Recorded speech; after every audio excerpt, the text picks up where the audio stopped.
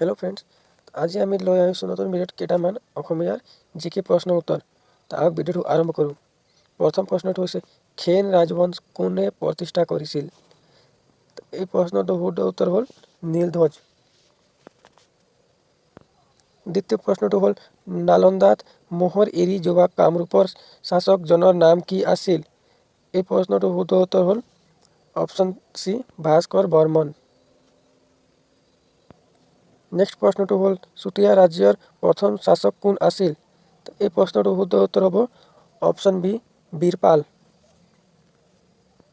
Next প্ৰশ্নটো হ'ল চুতীয়া ৰাজ্য কেতিয়া প্ৰতিষ্ঠা কৰা হৈছিল? এই প্ৰশ্নটোৰ শুদ্ধ উত্তৰ হ'ব অপশ্যন বি। অন্য প্ৰশ্নটো হ'ল কামৰূপৰ ৰাজ্য শাসন কৰা প্ৰথম ৰজাজনৰ নাম কি? এই প্ৰশ্নটোৰ উত্তৰ হ'ল পুষ্য বৰ্মন। নেক্সট প্ৰশ্নটো হ'ল অশ্বমেধ যজ্ঞ কৰা অসমৰ প্ৰথম ৰজাজনৰ কোন আছিল? অসমত কোন ৰজাই প্ৰথমবাৰে অশ্বমেধ যজ্ঞ কৰিছিল? এই প্ৰশ্নটোৰ উত্তৰ হ'ল অপশ্যন চি মহেন্দ্ৰ বৰ্মন। বন্ধুসকল, যদি আমাৰ ভিডিঅ'টো চাইখিনি আপোনাক ভাল লাগে তেনেহ'লে এনেধৰণৰ ভিডিঅ'ৰ বাবে আমাৰ চেনেলটো ছাবস্ক্ৰাইব কৰি বেল আইকনত অল কৰি থাকিব। তেনেহ'লে আপুনি সকলো নতুন ভিডিঅ'ৰ ন'টিফিকেশ্যন পাই থাকিব। কাৰ শাসনকালত হিউয়েন চাং কামৰূপত ভ্ৰমণ কৰিছিল? এই প্ৰশ্নটোৰ উত্তৰ হ'ব ভাস্কৰ বৰ্মন। নেক্সট প্ৰশ্নটো হ'ল অসমৰ সাহিত্য সভাৰ চিৰু লোগো কোনে বনাইছিল? এই প্ৰশ্নটোৰ উত্তৰটো হ'ল option A Jugal Das. Next প্ৰশ্নটো হ'ল হিউয়েন চাং 640 খ্ৰীষ্টত অসমৰ ভ্ৰমণ কৰিছিল। সেই সময়ত কামৰূপৰ ৰজা কোন আছিল? এই প্ৰশ্নটোৰ উত্তৰ হ'ব option B Kumar Bhaskar Barman. Next প্ৰশ্নটো হ'ল আহোমসকলৰ কোন ঠাইত তেওঁলোকে ৰাজধানী স্থাপন কৰিছিল?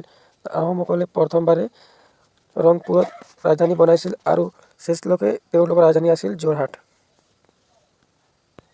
নেক্সট প্ৰশ্নটো হ'ল মহিৰং দানৱ কোন ৰাজবংশৰ আছিল? এই প্ৰশ্নটোৰ উত্তৰ হ'ব কছাৰী দানৱ ৰাজবংশ। মহিৰং দানৱক কোন ৰজাই আঁতৰাই দিছিল বা পৰাস্ত কৰিছিল? এই প্ৰশ্নটোৰ উত্তৰ হ'ব অপশ্যন চি নৰক ৰজাই। নেক্সট প্ৰশ্নটো হ'ল নৰক ৰাজবংশ কোন প্ৰতিষ্ঠা কৰিছিল? এই প্ৰশ্নটোৰ উত্তৰ হ'ব অপশ্যন বি নৰক ৰজাই নৰক ৰাজবংশৰ স্থাপনা কৰিছিল।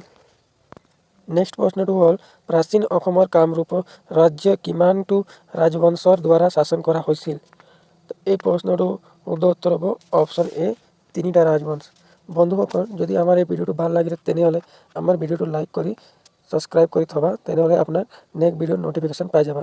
আৰু কিমানজনৰ ভিউৱাৰ্ছ মোক কমেণ্ট আহি থাকে কি তেওঁলোকে আমাৰ ভিডিঅ'ৰ ন'টিফিকেশ্যন নাপায়। তো আমি জনাব বিচাৰোঁ যে অকল ছাবস্ক্ৰাইব কৰিলে নহয়, ন'টিফিকেশ্যন বেলত অল কৰিব লাগিব, তেনেহ'লে আপুনি ন'টিফিকেশ্যন পাব। তো আজিৰ ভিডিঅ'টো ইমানেই আছে। কমেণ্টত জনাব যে এই ভিডিঅ'টো আপোনাক কিমান ভাল লাগিল আৰু নেক্সট ভিডিঅ' সোনকালে আহিব। তেনেহ'লে আমাৰ চেনেলটো আপোনালোকে ছাবস্ক্ৰাইব কৰি থাকিব। ধন্যবাদ।